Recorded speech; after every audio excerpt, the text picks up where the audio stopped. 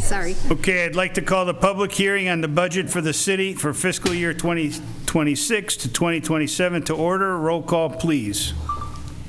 Okay, Alderwoman Ames. Here. Alderman Carr. Here. Alderman Catalano. Here. Alderman Curielli. Here. Alderwoman Fasano. Here. Oh, Oh, that's what it said on here. who wrote that? Sorry. Alderman Fasano. You got us mixed up. Oh, yeah. Alderman Fasano. Present. Alderwoman Fonseca. Here. Alderman Artwoods. Here. Alderman Artie Woods. Here. Mayor, please. Here. Okay, this evening we begin tonight with a public hearing on the fiscal year 2026 to 2027 budget.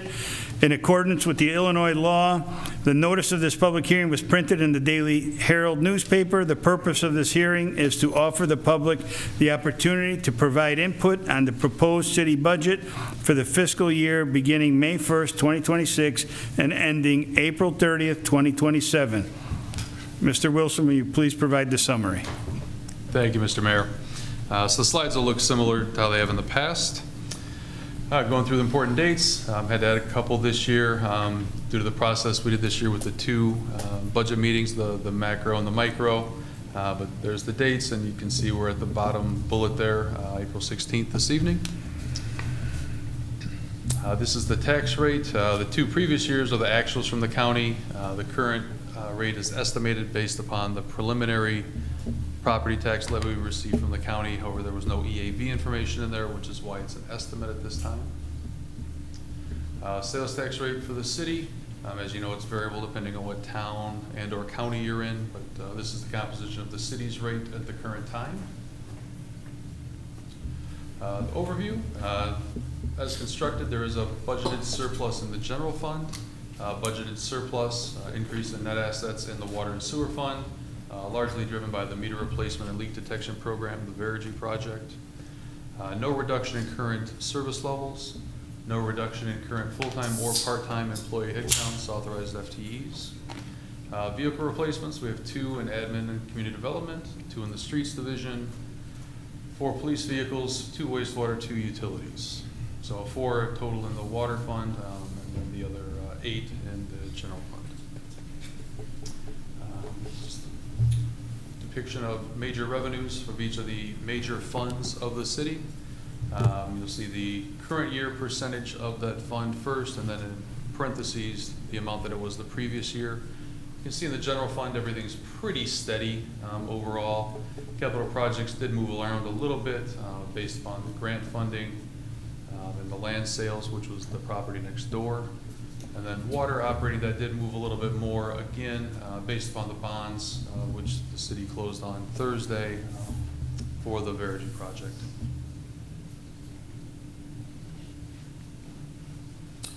Major expenditures included in the budget.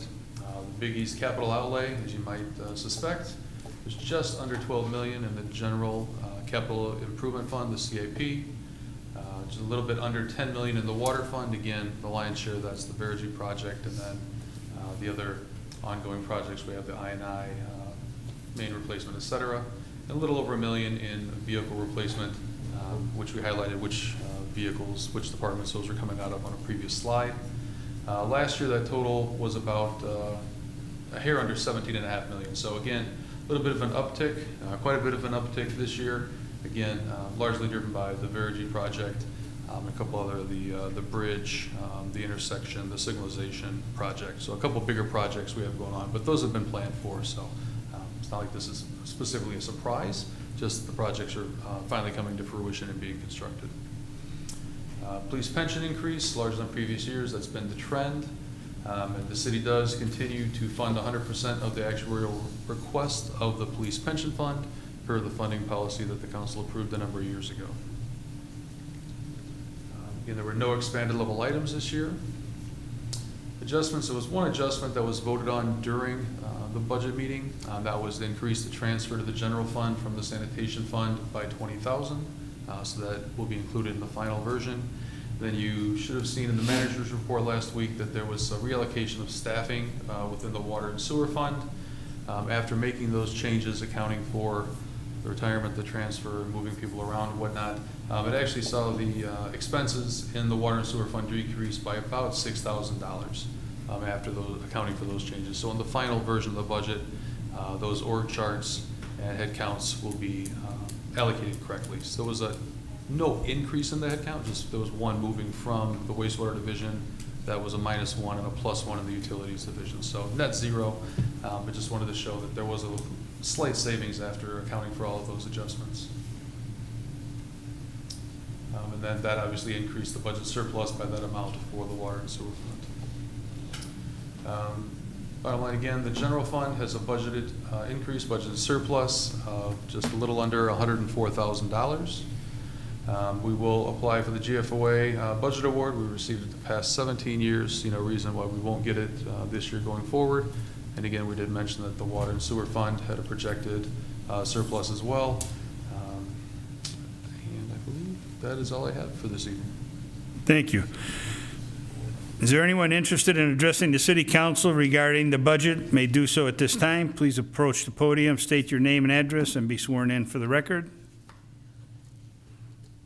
Okay. Since we have nobody, there being no further public comment, the city council is scheduled to vote on the budget tonight. Upon adoption and execution of the ordinance, the city manager will publish the final version of the document and place it on file in the city clerk's office and at the Wooddale Public Library. I will now entertain a motion to close the public hearing on the budget. I'll make the motion. Do I have a second? Second. Okay. Roll call. Alderwoman Ames. Yes. Alderwoman Fonseca. Yes. Alderman Carr. Yes. Alderman Catalano. Yes. Alderman Currielli. Yes. Alderman Fasano. Yes. Alderman Woods. Yes. Alderman Artie Woods. Yes. Okay, and that passes, and that closes. Thank you. Next, we'll go right into the city council meeting. Roll call, please. Alderwoman Ames. Here. Alderman Carr. Here. Alderman Catalano. Here. Alderman Currielli. Here. Alderman Fasano. Here. Alderwoman Fonseca. Here. Alderman Art Woods. Here. Alderman Artie Woods. Here. Mayor, please. Here. I declare a quorum. Please stand and join the Pledge of Allegiance. I pledge allegiance to the flag of the United States of America and to the republic for which it stands, one nation, under God, indivisible, with liberty and justice for all.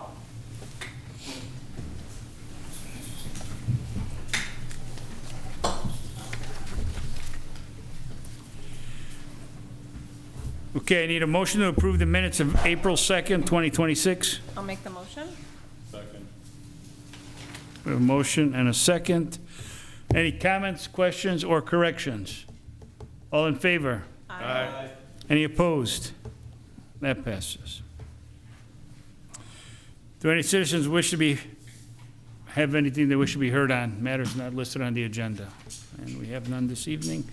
I have no written communique this evening. The Arbor Day proclamation. Where is it? Okay. All right.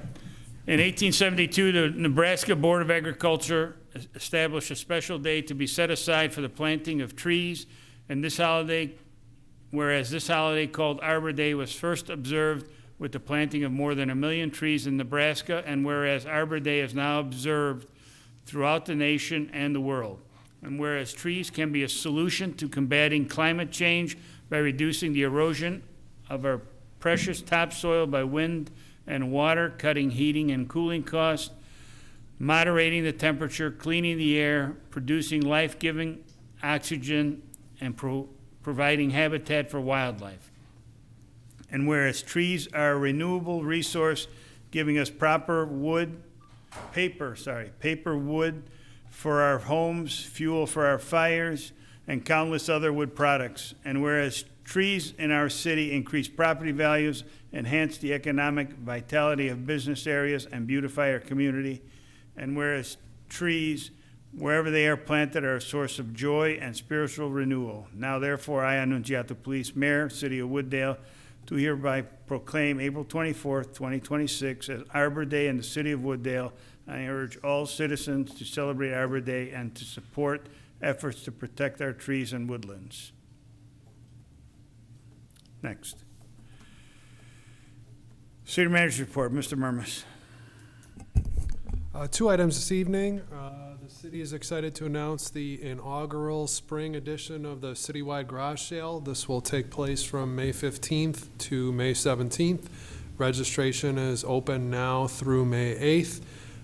We also will have participant maps available at City Hall starting Wednesday, May 13th.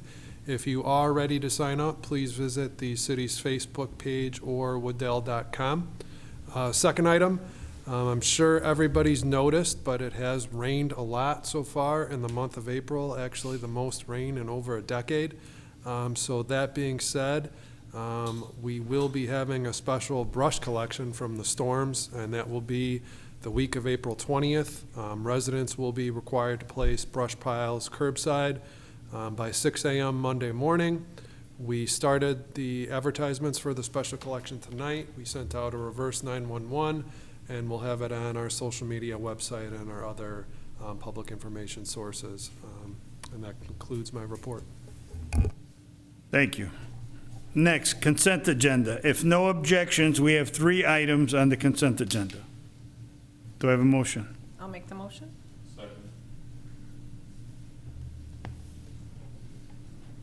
Roll call.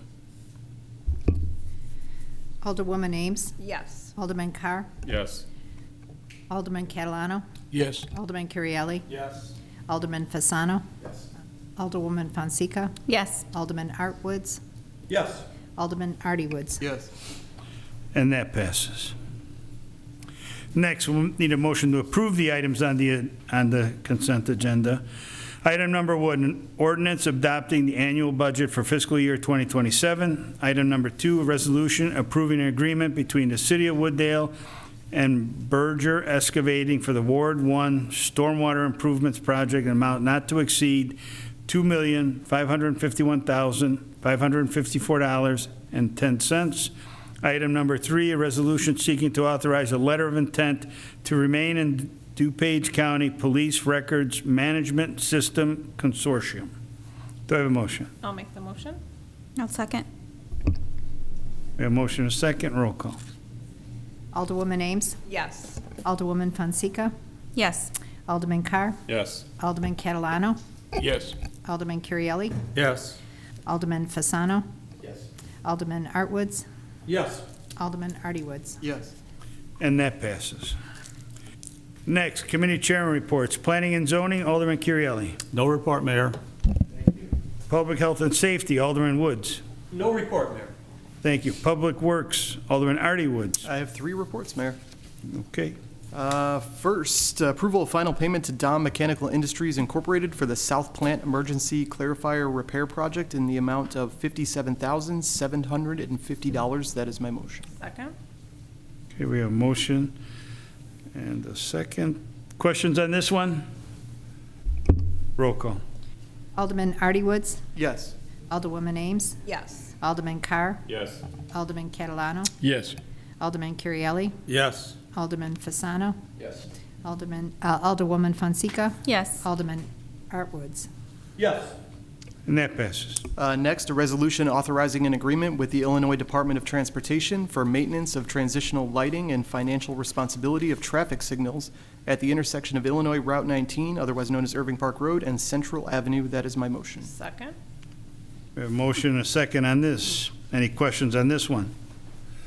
Alderwoman Ames. Yes, so I was excited to see this. So Director Lang, does that mean that we're closer to getting the permit for this, I'm hoping? Can you speak to that? Mr. timing? Lang. Yeah, I'm hoping that that's a good sign. We don't need a permit through IDOT. This is part of their traffic bureau, so it goes through several divisions within IDOT, and each has a review of our plans and then provides comment. Last I heard, we were still waiting on approval from 2 of the divisions, but the fact that they've sent this agreement over, I'm hoping is a good sign. So we hope to have that wrapped up shortly and be able to put that project out to bid.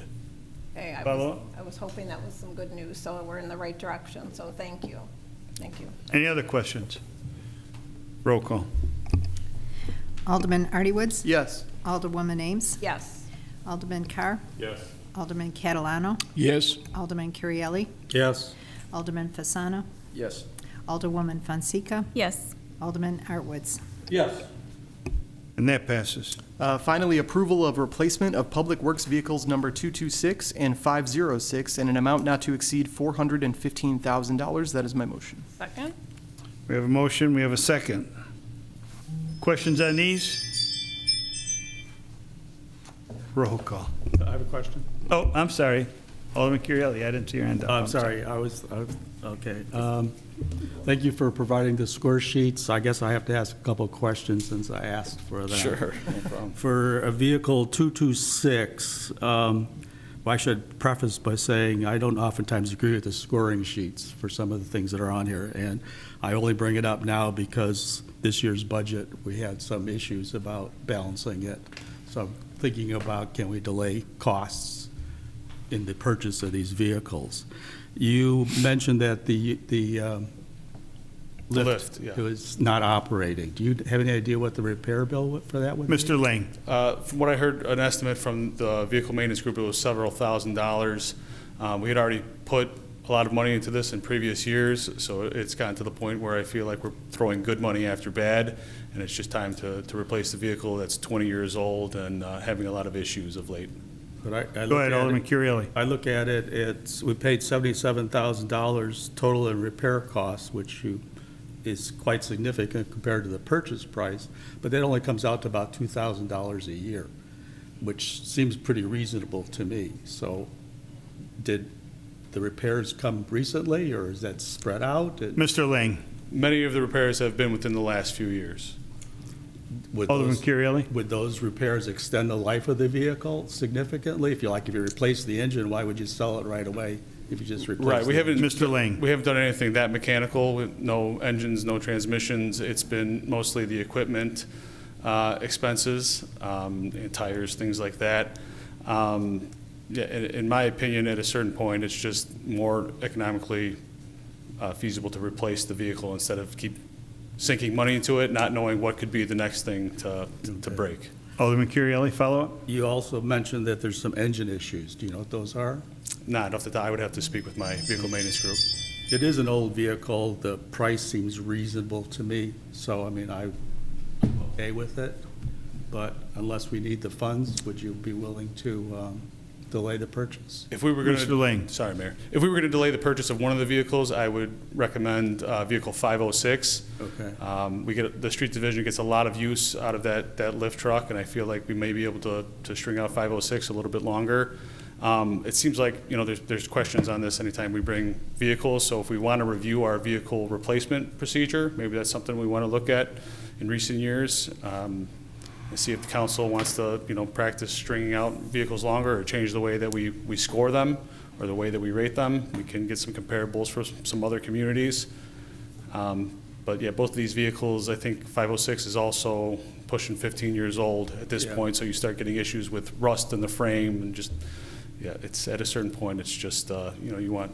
Okay, but we have a vehicle. Alderman Currielli. We have a vehicle wash station. Isn't that supposed to eliminate or reduce the probability of it rusting out? Mr. Lang. We don't have anything to wash the underbody necessarily, Oh, and, but you these shouldn't things have go out that. in the wintertime, salt and snow, and, Okay. yeah, the interior, when you're throwing muddy, wet tools and hoses in there, it takes a beating as well, so rust is a factor for a lot of these Sorry. vehicles. Follow-up? Well, let's move on to 506.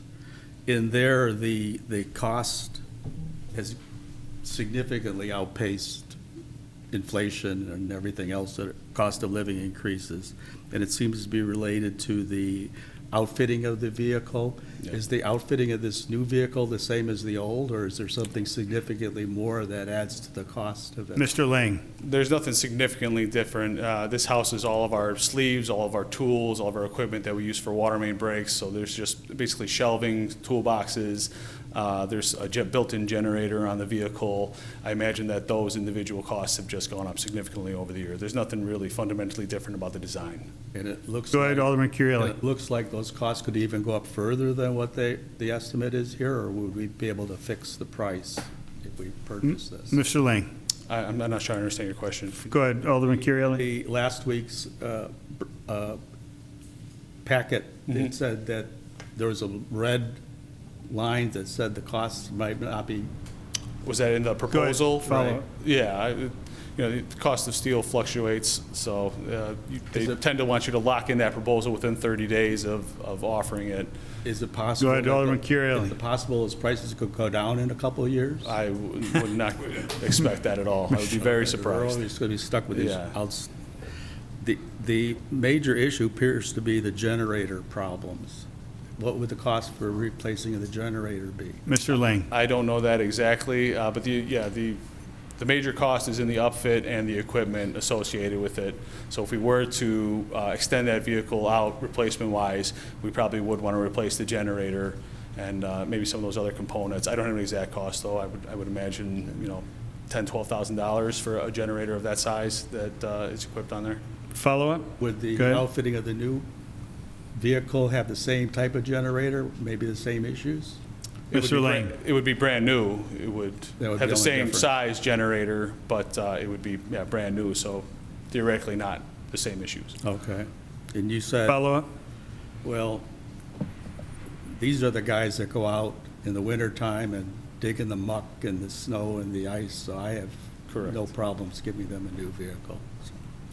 Thanks, sir. Okay, right. that's it. All right, Alderman Carr, you had your hand up?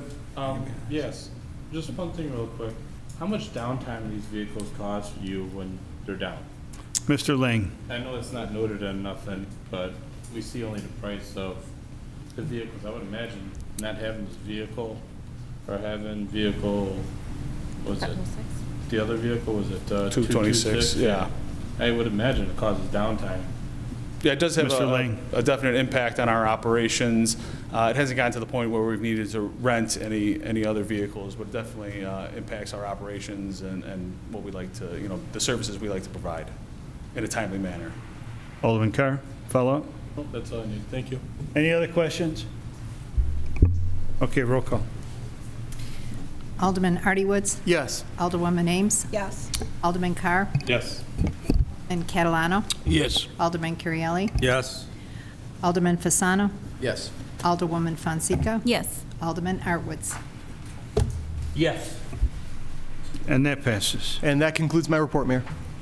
Thank you.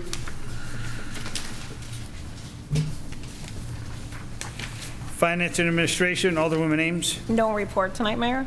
Okay, thank you. Nothing under other business this evening. Approval of list of bills for April 16, 2026, Alderwoman Ames. I'd like to make a motion to approve the list of bills for April 16th, 2026 for $2,542,436.90. That's my motion. Do I have a second? A second. Alderman Artie Woods, go ahead. For Director Wilson, if you don't mind, for the entertainment for Prairie Fest, we had the final payment. I don't know if you need to even necessarily get up, but I guess my question is on that one. It's on packet page 47. It says final payment. Do we always make the final half payment before the bands even play? Is that typical? Mr. Wilson. Yeah, thank you, Mr. Mayor. Yeah, the way the contract is written with the entertainment group is the first payment's typically due in March. Okay. The deposit to 50%, and then the second half has historically been due in early May for the fest a couple months later. That's the way it's been the last few years that I recall. Just Follow-up? a Go quick ahead. follow-up. I guess if a band doesn't show up or there's some kind of issue, do we have some kind of recourse in the contract to recoup our money, I'm assuming? Mr. Wilson or Mr. Bond, who wants to take? Yeah, we do. We would have recourse. They've got an obligation to bring in a band of same type of caliber as well. But this way they can make sure that they've got the bands that they use. They have to provide them with some money up front to know that Right. they're going to actually have a stage. So, but yeah, we do have, the city has recourse under the agreement. Awesome. In the event that that were to happen. Cool, thank you. Follow? Any other questions? Roll call. Alderwoman Ames. Yes. Alderman Carr. Yes. Valado. Yes. Alderman Currielli. Yes. Alderman Fasano. Yes. Alderwoman Fonseca. Yes. Alderman Artwoods. Yes. And Alderman Artie Woods. Yes. And that passes. And that concludes my report. Thank you. We have no items to be referred. Just need a motion to adjourn. I'll make the motion. Second. All in favor? Aye. Any opposed? We're adjourned.